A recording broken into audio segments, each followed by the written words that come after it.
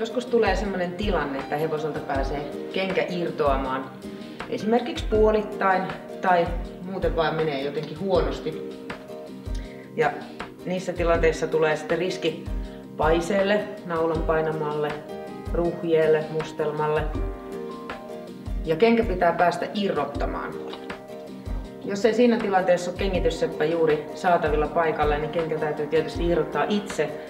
Ja toiset on siihen tottuneita, mutta mä annan tässä seuraavassa videossa pari vinkkiä, millä lailla sen kengän saa tarpeen tulee itse irrotettua ja minkälaisilla työvälineillä se tehdään.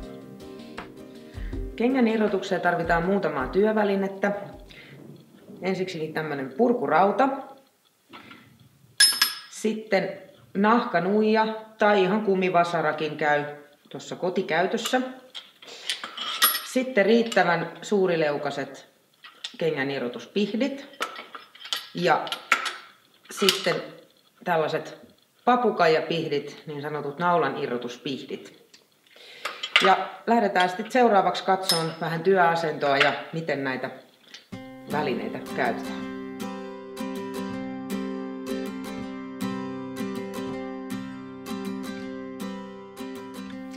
Mun mannekiininä toimii Pindborgens Cactus, eli kavereiden kesken putte. Putte on mun oma hevonen ja tänään putellaan kengitys edessä, joten hyvä paikka näyttää, miten ne kengät irtoaa.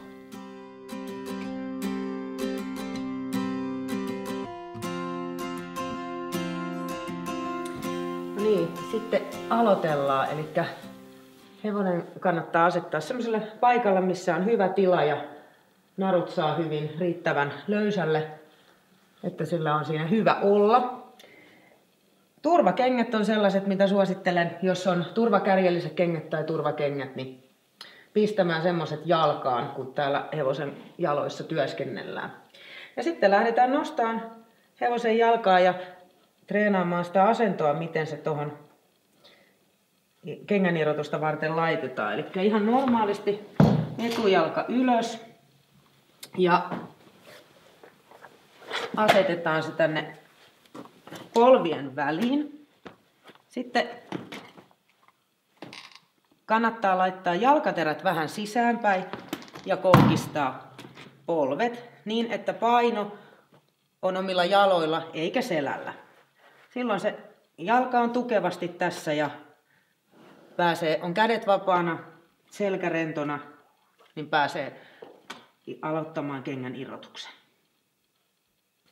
No niin, ja takajalan suhteen sitten toimitaan oikeastaan ihan samalla tavalla. Mä näytän teille vielä sen työasennon takajalan kanssa työskennellessä. Eli tullaan tähän hevosen lähelle ja nostetaan takajalka niin, että tuodaan käsi täältä, otetaan vuohisesta kiinni ja otetaan vähän tänne eteen, jonka jälkeen rauhallisesti tuodaan jalka tänne taakse. Ja asetetaan se tähän oman reisien päälle tukevasti. Katsotaan, ettei väännetä hevosen jalkaa mihinkään. Ja niin, että se on tukevasti tuossa, varpaat sisäänpäin, oma asento, jalat koukussa ja paino omilla jaloilla ja pois selältä. Sitten aletaan ensimmäinen vaiheeseen. Kun työvälineet on lähellä, niin otetaan purkurauta. Ja jos täällä on jotain likaa, niin tällä kaviokoukku-päällä voi puhdistaa kavion ensin. Ja sitten ruvetaan avaamaan kotkauksia. Purkuraudan tää latuskainen pää, sillä lähdetään työstämään ja haetaan nämä naulan päät eli kotkaukset täältä kavion syrjältä. Ne on taitettu sillä lailla, että se naulan pää osoittaa tänne kengän suuntaan. Purkuraudasta kannattaa ottaa kiinni näin, että laittaa sen tuonne sormien väliin ja asettaa tämän terävämmän pään tuohon kavion ja naulan pään väliin. Ihan pikkasen viistoa, ei kuitenkaan niin, että se iskee tuonne kavion seinämään, vaan suuntaan tuonne jalkoihin päin. Sitten otetaan kumivasara tai nahkanuija ja napautetaan napsakasti pari kertaa, että saadaan se naulan pää kääntymään auki. Ja kaikki kotkaukset yksi kerrallaan avataan näin. Sama tehdään tänne toiselle puolelle.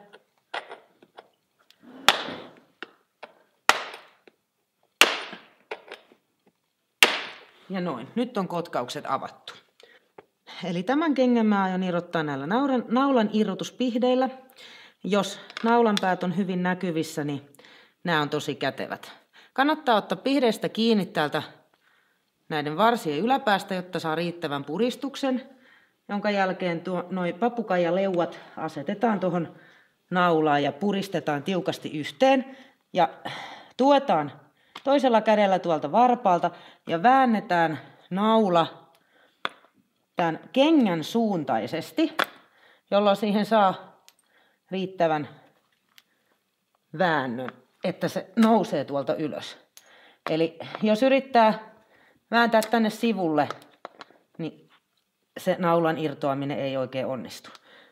Mutta siitä jokainen naula yksi kerrallaan kengän suuntaisesti irti.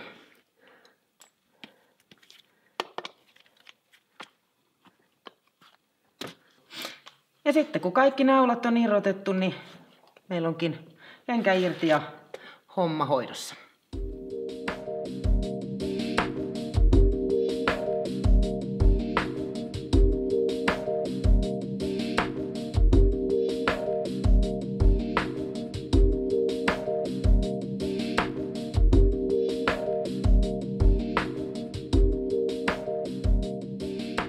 Pihdit laitetaan tänne kantaosalle tuonne kengän ja kannatinpinnan väliin ja puristetaan yhteen tuolta kengän alta.